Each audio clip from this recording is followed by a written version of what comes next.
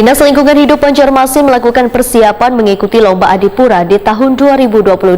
Sesuai surat edaran dari Kementerian Lingkungan Hidup dan Kehutanan, kegiatan Adipura tahun 2022 akan dilaksanakan pada Oktober 2022. Ada berbagai tantangan yang dihadapi dalam menghadapi Lomba Adipura kali ini. Lantaran kebiasaan warga mulai berubah setelah dilanda pandemi COVID-19, diantaranya kebiasaan membuang ratik di wadah pembuangan ratik. Wayah ini justru membuang ratiknya sembarangan. Dinas Lingkungan Hidup Banjarmasin melakukan persiapan mengikuti Lomba Adipura di tahun 2022.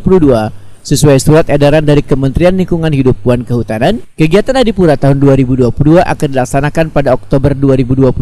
Kabinat Lingkungan Hidup Banjarmasin Alip Yaspahlop Wahitakuni Prima TV tengah hari Kamis 29 September 2022 medahkan ada berbagai tantangan yang dihadapi dalam menghadapi Lomba Adipura kali ini lantaran kebiasaan warga mulai berubah setelah dilanda pandemi COVID-19.